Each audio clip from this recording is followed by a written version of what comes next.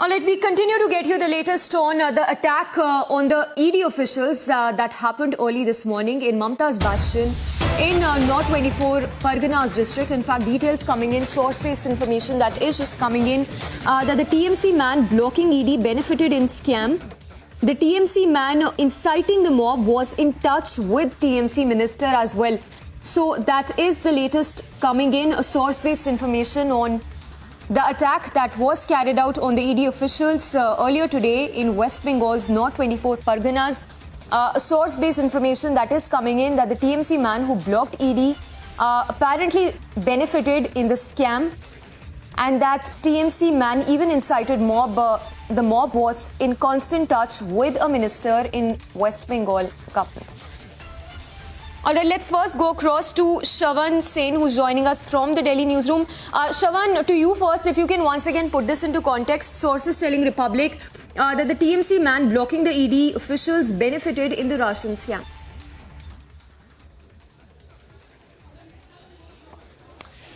Well, in fact, top sources within the Enforcement Directorate now pointing out towards the fact that when the searches were basically carried out, they had reached out to Shah Jahan. But remember, there was an attempt that was made by the Trinamool Congress convener, not only blocking the Enforcement Directorate, but it turns out that he had made calls while he was inside his residence and managed to gather roughly about a mob of 1,000 to 2,000 people outside his residence, blocking the entry of the Enforcement Directorate, which thereafter took the help of the CRPF, who were also present. But let's also put out the breaking news now coming in. Who exactly is Shah Jahan? How exactly is he connected to the ration distribution scam? It turns out that Shah Jahan happens to be a beneficiary of the scam. In fact, he was also in touch with the Trinamool Congress minister. Apart from that, Bakibur Rahman, who's also been arrested by the Enforcement Directorate. The arrest of Bakibur Rahman took place in the month of October in 2023, against whom the charge sheet has also been filed. Remember, the big arrest that actually took place in the ration scam was that of Minister in charge Jyoti Prayo Malik. And the charges that have been leveled against them is that, one, they had opened fake bank accounts, and these bank accounts were essentially opened to siphon off government funds. Shell entities have also been, floated by the Trinamool Congress minister, the allegation that is leveled against him. And the purpose of opening up these shell entities were to basically divert the proceeds of crime. Let's also put out more details with regards to the two-page report that has been accessed by Republic TV. It's the incident report. The planning that the Enforcement Directorate had was to carry out searches at 17 locations and 3 locations that were linked to Trinamool Congress convener. We are being told that as of now, the searches still continue, barring the 3 locations that have been linked to Trinamool Congress convener, because one, despite multiple attempts that have been made by the Enforcement Directorate to reach out to the Trinamool Congress convener, it turns out that he has completely blocked the Enforcement Directorate. What happens next, that is not known at this point in time, but as per the standard operating procedure of the Enforcement Directorate, given the fact that at least 3 of their officers have been grievously injured, the FIR would be registered in the coming few hours. And a full report would be submitted to the Delhi headquarters here of the Enforcement Directorate by late evening. As of now, a preliminary report has already been submitted to the Enforcement Directorate's headquarters here in the national capital. What's important to point out here is that we are talking about a ration distribution scam which could be pegged between 500 to 1,000 crores.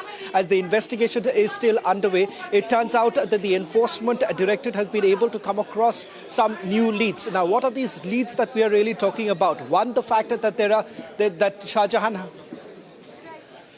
In fact, I'm told that the West Bengal governor has also spoken. He's released an audio statement. Let's listen.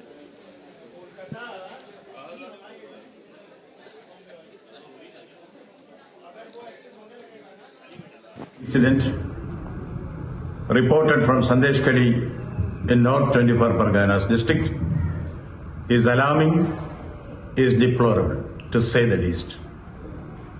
It is the bounden duty of a civilized government to stop barbarism and vandalism in a democracy. If government fails in its basic duty, then the Constitution of India will definitely take its course. As governor, I reserve all my constitutional options for appropriate action at the appropriate moment. Flexing muscles and parading paper tigers will not work with the people of Bengal. Jungle Raj and Gundagiri will work in a fool's paradise. Bengal is not a banana republic. I repeat, Bengal is not a banana republic. Government should do its duty. Those who think they can rule through dons and soon will they find themselves to be Don Quixotes. This pre-election violence, which has an early beginning, should find an early end. The sole responsibility for wanton violence in society lies with the government. It lies with the government. Government may better open up its eyes and see the reality and act effectively to face the consequences. The ostrich-like attitude of the police who pretend not to see the reality around, not to see the lawlessness around should go. The perpetrators of violence, and more so, their political abettors, will soon be made to realize you can fool some people for all times and all people for some times, but not all people for all times, not all people for all times.